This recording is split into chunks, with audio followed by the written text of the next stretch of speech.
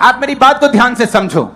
आपका दिमाग इतना बड़ा क्यों है कि उसमें खरबों अरबों नाड़ियां हैं, उसमें इतना जीबी इतना डेटा स्टोर हो सकता है कि कोई कंप्यूटर उसका मुकाबला नहीं कर सकता। क्यों परमेश्वर ने इतना बड़ा और इतना कॉम्प्लिकेटेड दिमाग आपको दिया है? कोई डॉक्टर इसका सफल ऑपरेशन नहीं कर पाता है, कुछ ना कुछ बोलता है कि मेरे से मैं कर दूंगा, लेकिन कोई ना कोई दिक्कत, क्योंकि दिमाग इतना छोटी छोटी नर्व से भरा हुआ है, इतना बड़ा है, क्योंकि परमेश्वर ने आपको सोचने की, समझने की और डिसीजन लेने की अच्छी बुद्धि दी। उसने आपको बाइबल दी है इसे पढ़ने और समझने के लिए कि क्यों एलिया की लाइफ ऑडेसिटी से, दलेरी से भरी हुई थी, क्योंकि वो परमेश्वर की उपस्थिति में था। क्यों अलीशा की लाइफ से लोग छुटकारा पाते थे, क्योंकि वो परमेश्वर के साथ ईमानदार था और उसने एलिया की सेवा की। वो एलिया परमेश्वर की उपस्थिति में रहता था, अलीशा एलिया के हाथों और पैरों को धुलाया करता था और परमेश्वर की सेवा करता था। बाइबल कहती है मूसा के बाद जब यहोशू को चुना गया तो यहोशू ऐसा नहीं था कि अच्छा मूसा प्रार्थना करने के लिए किया 6 घंटे, मैं भी उसी तरह रूम में जाऊंगा 6 घंटे प्रार्थना करने के लिए। बाइबल कहती है जब मूसा तंबू में खुदावन से बात कर रहा होता था तो यहोशू तंबू के बाहर खड़ा होता था। और एक समय आया फिर परमेश्वर ने उन प्रधानों को नहीं चुना, उसको चुना जो सेवा का मन रखता था अपने अंदर। और फिर वचन कहता है यहोशू की लाइफ से, उस मसीह के कारण जो यहोशू के ऊपर आया, परमेश्वर ने इजराइलियों को आजाद किया। आज लोग चर्च कहां जाते हैं? ना जी, मैं तो किराया कैसे लगाऊंगा जी, वो 40 रुपया, वो 100 रुपया, वो 200 रुपया तुम किराया मत लगाओ और सदा शैतान के बंधनों में पड़े रहो। आपको जीवित चर्च, अनॉइंटेड चर्च की संगति करनी होगी अगर आप अपने जीवन के बंधनों से बाहर आना चाहते हैं। और वो मोस्टली लोगों को क्या लगता है कि आप चर्च में जाएं और संगति करें, आपको किसी को बताने की जरूरत नहीं है, जस्ट जाएं और सरमन सुने। वो इतने सेल्फिश हैं कि जस्ट चर्च में सरमन सुनने के लिए आते हैं, उनको कोई मतलब नहीं चर्च क्या कर रहा है, चर्च की क्या जरूरत है, क्या विजन है, परमेश्वर क्या चाहता है, पास्टर को क्या, उसको कोई मतलब नहीं, वो जस्ट सरमन सुनने के लिए आया है। ये सेल्फिश विश्वासी होते हैं जिनको सिर्फ सरमन से मतलब है कि परमेश्वर क्या चाहता है। जब आप एक अनॉइंटिंग के साथ सर्विंग मेंटालिटी में, सेवा की मेंटालिटी में, सेवा की मानसिकता में जुड़ जाते हैं तो वचन कहता है वो मसा आपके सिर के ऊपर भी आता है और आपको आपकी लाइफ के बंधनों से भी, जो शैतान के हैं, इंसान के हैं, मुक्त करता है पूरी रीति के साथ। वो कर्जा हो, नमान की तरह बीमारियां हो, वो फाइनेंशियल फ्रीडम हो, वो घर की बरकत हो, या उस औरत की तरह जिसके बेटे को इन्होंने दोनों ने जिंदा कर दिया था, एक बार एलिया ने और एक बार अलीशा ने, अलग अलग बच्चों को। वो मौत का खत्म होना हो, वो मौत चाहे आपके बिजनेस में है, चाहे आपकी फैमिली में है, चाहे आपकी मैरिज में है, चाहे आपके फाइनेंस में है, आप देखेंगे उनके पीछे एक कारण जो कॉमन था, वो था परमेश्वर का अभिषेक। इसलिए परमेश्वर ने अपने दास पौलुस के मुंह से लिखा है कि अगर मैं मनुष्यों को ही प्रसन्न करता रहता, अगर मैं इंसानों को ही खुश करता रहता, तो परमेश्वर का दास ना होता। उसने क्यों कहा ये? मैंने लोगों को देखा है कि आप कहां जाते हैं चर्च, मैं मेरे घर के पास है, घर के पास चर्च में जाना कोई बुरी बात नहीं। क्या वो जीवित चर्च है? क्या अनॉइंटिंग वहां है? क्या हीलिंग डिलीवरेंस है? क्या वर्ड ऑफ गॉड है? नहीं जी। तो क्यों जाते हैं? मैं उस चर्च का बहुत पुराना सेक्रेटरी हूं। तुम इंसानों को खुश कर रहे हो, तुम इंसान ने बांधा हुआ। और वचन कहता है जो इंसानों को देखेगा वो श्रापित होगा। नहीं जी, वो नाराज हो जाएगा। तुमने इंसान को देखा और जहां परमेश्वर तुमको लेके जा रहा था, जहां तुम्हारी डिलीवरेंस होनी थी, तुम्हारी फैमिली की, आने वाले समय में शैतान किस तरह से तुम्हारे ऊपर अटैक करना चाहता है, यह परमेश्वर जानता है। इसलिए कई बार आपको लोग बोलते रहते हैं आपको जीवित चर्च में जाना है, आपको जीवित, आप भी अपने रिश्तेदारों को बोलते होंगे, क्योंकि परमेश्वर उनको कॉल कर रहा है कि जब तू परमेश्वर के भवन में जाएगा, जीवित चर्च में होगा, वो मसा तेरे पे उतरेगा, तो तेरे बंधन, तेरी बीमारियां, तेरे कर्जे, शैतान के बंधन, वो डिप्रेशन तुझसे मुक्त होगा, तू आजाद हो जाएगा। क्योंकि जहां मैंने देखा है, जहां परमेश्वर का अभिषेक होता है, वहां आप आजाद हो जाते हैं।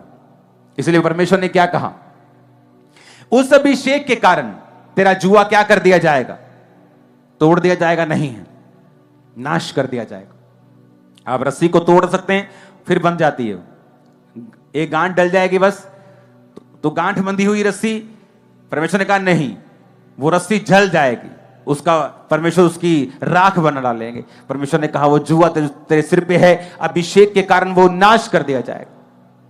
बाइबल कहती है जो अभिषेक जो तुम्हारा किया गया तुम्हें सब बातों को सिखाता है। आज लोग क्यों क्ल्यूलेस हैं, क्यों उनको मालूम नहीं क्या करना है। वचन कहता है कि शाऊल जब मसा होकर शमूएल से वापस जा रहा था, तो शमूएल ने कहा था रास्ते में नबियों का दल मिलेगा, जब तुम जाएगा तो तू परिवर्तित होकर और ही मनुष्य हो जाएगा। जब वो नबियों के दल के साथ मिला तो भविष्यवाणी करने लगा। तो सारे में कहावत चली कि शाऊल भी नबियों का है, लेकिन वो नबियों का नहीं था, वो एक राजा होने के लिए अभिषेक हुआ था।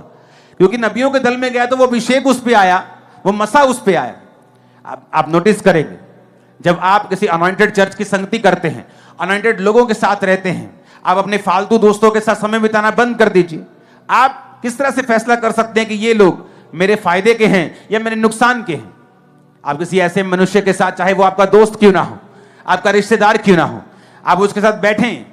जब आप 1 घंटे के बाद उठेंगे तो अपनी आत्मा को चेक करें कि 1 घंटे के बाद उठने के बाद क्या मेरा विश्वास कम हुआ है या बढ़ा है, क्या मेरे अंदर शक पैदा हुआ है या मेरे अंदर विश्वास पैदा हुआ है, क्या मेरे अंदर डर पैदा हुआ है या मेरे अंदर विश्वास दलेरी पैदा हुई है। अगर आपके अंदर डर पैदा हुआ है, आपको शक हुआ है, आपके अंदर पाप के लिए आप प्रेरित हुए हैं, इसका मतलब वो व्यक्ति की संगति आपको उसी वक्त से छोड़ देनी चाहिए। इसलिए शैतान ये चाहता है कि आप संगति ना करें। अगर कर रहे हैं तो कोई कारण हो जाए, कोई रीजन हो। आप देख लेंगे कई बार जहां कोई परमेश्वर का मसा नहीं है, कोई वॉलंटियर वहां आपको तंग नहीं करता, सब हंस हंस के बात करते हैं। लेकिन जीवित चर्च में हो जाओ, कभी किसी के अंदर से शैतान काम कर रहा होता है, कभी किसी के अंदर से कर रहा होता है। क्यों? क्योंकि शैतान को वही दिक्कत है, वही उसको प्रॉब्लम, उसको मालूम है कि यहां तेरा नहीं मैं बंद करूंगा, यहां तो आना तेरा बंद करूंगा, यहां तेरा आना बंद नहीं हुआ तो मैं मरूंगा। तो शैतान को उन लोगों से दिक्कत है जो लोग मसे के कैरियर हैं, जो लोग अनॉइंटिंग कैरियर हैं, क्योंकि शैतान को मालूम है अनॉइंटिंग की वैल्यू। क्यों? क्योंकि शैतान भी एक समय अनॉइंटेड था, वो आज भी अनॉइंटेड है। परमेश्वर ने उससे अनॉइंटिंग वापस नहीं ली। आज भी जब आप संसारिक कोई गाना लगाते हैं तो उसका एक मसा आपको फील होगा, उसका एक अनॉइंटिंग फील होगी, आप वो नाचने का दिल कर रहा है, वो एक मसा है जो शैतान का है। और परमेश्वर ने शैतान से मसा नहीं छीना। और आज जब आप चर्च के सॉन्ग्स को, पवित्र सॉन्ग्स को सुनते हैं, तब भी आपको एक अलग सी फीलिंग होती है, वो मस्से की फीलिंग है, वो मसा छू रहा है, प्रेजेंस नहीं है, प्रेजेंस आपको फील नहीं होती, अनॉइंटिंग फील होती। आपके अंदर से मन करता ताली बजाने का, नाचने का, या कुछ आपके इमोशंस हिलते हैं, वो परमेश्वर का अभिषेक है। और अभिषेक है, शैतान को मालूम है, जो फर्क डालता है।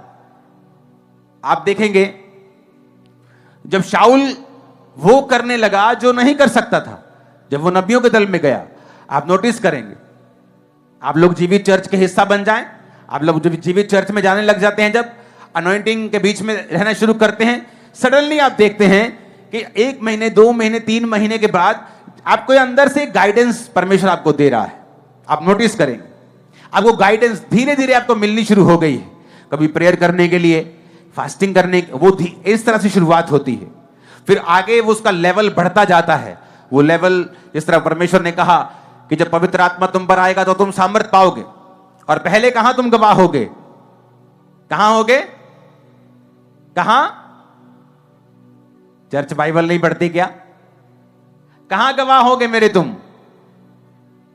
लोकल बोला परमेश्वर ने, पहले लोकल ही तुम मेरे गवाह होगे। और लोकल कहां था? उनका कौन सा शहर था? उसने कहा तुम लोग यहूदिया, कहां पर? उसने कहा यरूशलेम, यहूदिया, शहर, स्टेट, सामरिया, पृथ्वी की छोर। तो कैसे लेवल बढ़ा कि जब पवित्र आत्मा तुम पर आएगा तुम सामर्थ पाओगे। और लेवल के बाद लेवल तुम, कि पहले तुम पंजाब में काम करोगे। पंजाब में कहां काम करोगे? जहां तुम्हारा गांव है, कहां गांव है जी? मेरा होशियारपुर में गांव है। खुदावंद कहता पंजाब के होशियारपुर के गांव में तुम काम करोगे, गांव के हिसाब से मैं तेरी अगुवाई करूंगा, फिर पंजाब के हिसाब से करूंगा, इंडिया के हिसाब से करूंगा, देशों के हिसाब से करूंगा। और उसी तरह से पर्सनल लाइफ में भी वो आपकी अगुवाई करता है जब आप अनॉइंटिंग अपने ऊपर आता हुआ पाते हैं और अनॉइंटेड लोगों की और चर्च की संगति में रहते हैं। हमने 100 रुपया बचा लिया एक हफ्ते का कि हमें जीवित चर्च जाने की जरूरत नहीं। कितना बचा? 400 रुपया महीना। अगर 5 आ गए किसी दिन थर्सडे महीने में तो 500 रुपया हो गया। 52 हफ्ते होते कितना बचा? 5200 रुपया। एक साल का, 10 साल का कितना बचा? 50,000। एक ऑपरेशन पूरा 50-60 हजार, 1 लाख 1.5 लाख का खर्चा करवा देगा। तो वो 10 साल अगर हम चर्च में होते तो इमेजिन करो अगले 100 साल की बरकतें भी आपके घर में होती आज, उस मसीह की वजह से। उसने कहा तेरे घर में क्या है? उसने कहा तेल है, जा और उंडेल, क्योंकि जो मसा मैं तेरे साथ भेज रहा हूं वो तेरी बरकत को बढ़ा देगा, तेरे तेल को बढ़ा देगा। हालेलुया। आप जब अभिषेक संगति में होते हैं आपके अंदर प्रार्थना का अभिषेक जाता है, आपके अंदर शब्द जाते हैं, मसा जाता है। जब आप खुद घर में जब प्रार्थना करते हैं आप उसी अभिषेक से करते हैं। जब उसी अभिषेक से करते हो तो शैतान के बंधनों से आप आजाद होते हैं। जो आज फायदा शैतान दिखाता है एक्चुअल में वो घाटा है। जो आज शैतान घाटा दिखाता है वो एक्चुअल में फायदा है। 2004 में मेरा 3500 रुपया मेरी पॉकेट मनी होती थी। जब मैं 19 साल का था तो 3500 रुपया महीना मेरी पॉकेट मनी होती थी। तो उस समय वो ठीक था। 2004 में 3500 मतलब ठीक है, आराम से गाड़ी घर की है, पेट्रोल घर का है, सब कुछ घर का है। तो 3500 क्या करना है, कपड़े उन्होंने लेके देने, तो 3500 जस्ट पॉकेट मनी है खाने पीने के लिए। तो मेरे को याद है जब उस 3500 से आज भी मैं 750 रुपया निकालता था। मेरा टाइथ नहीं, मैं बढ़ के निकालता था, उसके बाद भी मैं खर्चा करता था। तो जब मैं उसे निकालकर चर्च में देता था तो जो मेरे साथ यूथ था वो मुझे पागल कहता, पागल समझता था। उसे लगता था कि ये तो पास्टरों की जरूरत होती है पैसा, तो वो तो बोलेंगे ही, तुम्हें बुद्धि यूज करनी है। आज बुद्धि देखो कि मैं उनसे लाख गुना बढ़ गया हूं, मैं आपको सच कह रहा हूं। और वो जो बुद्धिमान थे वो आज उसी पैटर्न को फॉलो कर रहे हैं जो मैंने 2004 में फॉलो किया था। उन्होंने देखा है, मेरी ग्रोथ को देखा है, अपने सामने आते हुए, चढ़ते हुए, ऊंचाई पे जाते हुए उन्होंने अपनी आंखों के सामने देखा है। हालेलुया। आपको वचन के ऊपर भरोसा रखना है, अनॉइंटेड संगति में रहना है, क्योंकि उसके अलावा आप बंधनों से मुक्ति नहीं पा सकते। इसलिए पौलुस ने कहा कि कलीसियाओं की रीति के अनुसार इकट्ठे होना मत छोड़ो। जब आप इकट्ठा होंगे खुदावंद का अभिषेक उतरेगा। इसलिए उसने कहा संगति में रहना। एलिया खुदा की संगति में, अलीशा एलिया की संगति में, एलिया के स्वर्ग जाने के बाद फिर वो परमेश्वर की संगति में। और जो जो व्यक्ति उसके जीवन में आता गया और उसकी जिंदगी में परमेश्वर काम करता गया, उसकी जिंदगी से बीमारियों को खत्म करता गया, मसीह के कारण कर्जे से खत्म करता गया, बीमारियों से, भूमि को, अलग अलग तरह के मिरेकल्स करता गया। अगर आप बाइबल ध्यान से पढ़ेंगे तो लोगों को लगता है कि प्रभु यीशु मसीह ने जब 5 रोटियों से 5000 लोगों को, इन थोड़ी सी रोटियों से 4000 लोगों को खाना खिलाया, वो 5000 मतलब कि 20000 लोग टोटल थे, 5000 पुरुष थे। 4000 का मतलब 16, 17, 18,000 लोग थे, 4000 सिर्फ पुरुष थे। तो थोड़ी सी रोटी और मछली से परमेश्वर ने खिला दिया। आपको मालूम अलीशा ने भी ऐसा किया था। अलीशा ने भी थोड़े से खाने से कई सौ लोगों को खिला दिया था। किस लिए? वचन ये कहता है कि परमेश्वर एक सा रहने वाला परमेश्वर है। पुराने नियम में भी वो आजाद करता था मसीह के द्वारा, नए नियम में भी वो आजाद करता है मसीह के द्वारा। कितने बड़ी बात को समझ रहे हैं? बाइबल कहती है नाइन नामक नगर से एक औरत, एक अपने विधवा औरत, एक लौते पुत्र की अर्थी लेके आ रही थी। परमेश्वर ने उस अर्थी को रोका और छुआ और वो मुर्दा उठ बैठा। कैसे? मसीह के कारण। जब आप मसीह के करीब रहेंगे आप मुर्दा चीजों से आजाद होंगे और जीवित आपकी लाइफ में होगा। वो आपकी फैमिली रिलेशनशिप्स हो, बिजनेस हो, बॉडीज हो, मरे हुए अंग हो, मरा हुआ जीवन हो, वो जी उठेगा यीशु मसीह की सामर्थ और आग से। आमीन ऊंचे वाला चाहिए चर्च। हालेलुया, ऊंची आवाज में हालेलुया बोलो। तो जितनी मैंने आपको अध्याय आज लिखाए हैं, आप उन पे मनन करेंगे, उनको लिखेंगे, क्योंकि जो चीजें मैं आपको जिनकी वैल्यू बता रहा हूं कि मसीह की एक वैल्यू है, संगति एक वैल्यू है, उसको मेंटेन कैसे करना है और उस मसीह को खुद अपनी लाइफ में कैसे लेना है, उसके बारे में हम लगातार बात करते जाएंगे। जैसे थर्सडे और संडे आता जाएगा हम बात करते जाएंगे। लेकिन एक बात का ध्यान रखें, अपनी संगति जीवित चर्च जहां आप जाते हैं उसके लिए प्रार्थना करें, उसकी वैल्यू को समझें, उस ग्रेस को समझें जो आपके ऊपर है। आज जिस तरह आप बैठे हैं, इंडिया में लाखों करोड़ों लोगों की इच्छा है कि आपकी तरह बैठ सके ऐसे ही और हमें वचन मिल सके, लेकिन वहां हो नहीं रहा। अगर आप पे ग्रेस है, उसका वैल्यू समझें, उसमें प्रेयर करें। आने वाले समय में हमने देखा है पूर्व के राज्यों को मिशनरीज भेजते हुए, क्योंकि एक मैसेज जो रॉन्ग लोग देते हैं कि क्रिश्चियनिटी मतलब कन्वर्जन, धर्म का बदलना, ईसाई बन जाना। क्रिश्चियनिटी का मतलब ईसाई बन जाना नहीं है, सही बन जाना है। और मैं सही बन गया हूं, नशे छोड़ चुका हूं, पाप छोड़ चुका हूं। क्या यह सही नहीं है? क्या नशे करता और देश का नुकसान करता, क्या वो सही था? क्या रोडों में जाता और नुकसान करता, क्या वो सही था? लोगों को गालियां निकालता, गलते काम करता, क्या वो सही था? तो ये जब मुझे बाइबल मिली थी, बोला गया था कि अगर बाइबल में ईसाई धर्म नाम का शब्द मिलेगा तो बाइबल पढ़ छोड़ देना, क्योंकि यीशु मसीह धर्म बदलने नहीं, क्या बदलने आए? जीवन बदलने के लिए।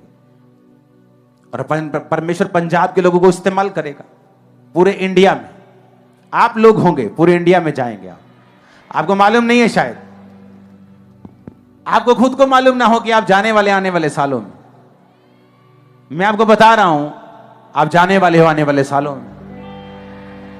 और आप ये मैसेज दोगे कि यीशु मसीह धर्म बदलने नहीं आए, और खुदाबंद आपके साथ होगा।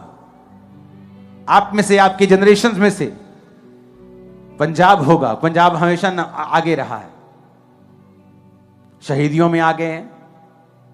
आप देख लो फौज कितनी, पंजाबी कितने लोग हैं वहां पे। कोई काम कर ले हम एक्सट्रीम में जाते हैं।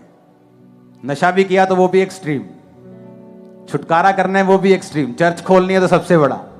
हाँ, तुम जाओगे और पंजाब के लोग जाएंगे। मैं आपको बता रहा हूं, ये भविष्यवाणी है। पूरे इंडिया में एक मिशनरीज के रूप, एशिया में मिशनरीज के रूप में आप जाएंगे।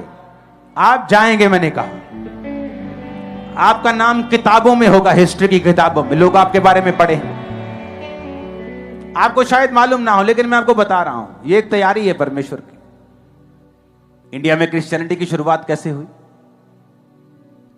थोमा के द्वारा। थोमा आया। जब थोमा आया तो उसने देखा कि इंडिया के, जब तट पे वो आया तो देखा कि लोग क्या कर रहे हैं। उसने कहा हम तो जल दे रहे हैं। उसने कहा ये जल नीचे आ रहा है, लेकिन मैं परमेश्वर को जल देता हूं। तो थोमा ने ऐसे जल दिया और प्रभु को दिया, और वो जल ऊपर उड़ गया था वो, और लोगों ने बपतिस्मा ले लिया था। वो जगह मैं देख के आया हूं, वहां बैठ के आया हूं, वहां डुबकी लगा के आया हूं हल्की सी। हालेलुया। क्या था वो? मसा। बातों से तुम चेंज नहीं कर सकते लोगों को, तुम्हें मसा चाहिए। हालेलुया। तुम्हें क्या चाहिए? मसा चाहिए, अनॉइंटिंग चाहिए। अगर लोगों को पापों से बाहर निकालना है, अगर लोगों को बीमारियों से बाहर निकालना है, तो तुम बातें करके नहीं कर सकते, क्योंकि लोग भी बड़ी अच्छी अच्छी बातें करते हैं। तुम्हें प्रैक्टिकल दिखाना पड़ेगा परमेश्वर हमारे साथ है। अपनी लाइफ का एक नियम बना लो, संगति का, प्रार्थना का, उपवास का। चाहे उसके लिए आपको प्राइस पे करना हो, फाइट करना पड़े, लेकिन मेरी लाइफ का एक स्टैंडर्ड था मेरी फैमिली बोलती थी चर्च जाना तो जाओ, संडे जाओ, कौन रोकता है, लेकिन रोज चर्च जाने का क्या मतलब है। तो फाइट होती थी, लेकिन कितनी देर चली, कुछ महीने चली, कुछ साल, 1-2 साल, 3 साल, 4 साल चली होगी। लेकिन जब आप परमेश्वर के वचन से हटते नहीं और अपना स्टैंडर्ड सेट कर लेते हैं कि ये मेरा स्टैंडर्ड है स्पिरिट का, इससे मैं नहीं हटूंगा, दुनिया को आपके सामने झुकना पड़ेगा, शैतान को भी आपके सामने झुकना पड़ेगा। अगर आप झुक जाएंगे तो काम हो जाएगा। और जिस दिन शैतान आपको विरोध के जरिए झुका देगा, उसको मालूम है मैं इसका विरोध करूंगा या झुक जाएगा। जिस दिन आप नहीं झुकेंगे और लगे रहेंगे, उसको मालूम हो जाएगा कि ये बंदा ऐसा काबू में आने वाला नहीं। हालेलुया। बहुत से क्रिश्चियन लोग हैं, मेरे को जब ये सेवकाई स्टार्ट की 2007 में, तो आगे बोलते थे कि हम प्रार्थना नहीं करते। मैंने कहा क्यों नहीं करते? कहते जब प्रार्थना नहीं करते तो कोई प्रॉब्लम नहीं होती, लेकिन जब वो प्रार्थना करना शुरू करते तो अटैक होना शुरू होते। मैंने कहा क्यों, ऐसा क्यों? कभी सोचा है, दिमाग लगाया ऐसा ही क्यों? प्रेयर करने भी अटैक क्यों होते हैं? कभी दिमाग नहीं लगाया? इतना बड़ा दिमाग परमेश्वर ने दिया। मैंने कहा शैतान तुम्हें देखता है कि जब तुम प्रेयर करोगे तो सदा के लिए इस फोड़े से, कैंसर के इस गंदगी से आजाद हो जाओगे। इसलिए वो कहता है कि तुम प्रार्थना ना करो, ताकि वो अंदर ही अंदर तुम्हारे पनपता रहे, वो बीमारी, वो शैतान, तुम उससे कभी भी परमानेंट आजाद ना हो सको और बाद में वो तुम्हें घेरे। वो नहीं चाहता तुम स्टेप उठाओ। तुम जैसे स्टेप उठाओगे तुम्हारा विरोध होगा, जैसे कुछ अच्छा काम करोगे विरोध होगा, लेकिन उसके बाद एक बड़ा छुटकारा है आपका और आपकी फैमिली का। आमीन। मेरे को ऊंचे वाला चाहिए चर्च। मैंने कहा आमीन, मेरे को ऊंचे वाला चाहिए। प्रभु यीशु आप सबको आशीष दे। आमीन।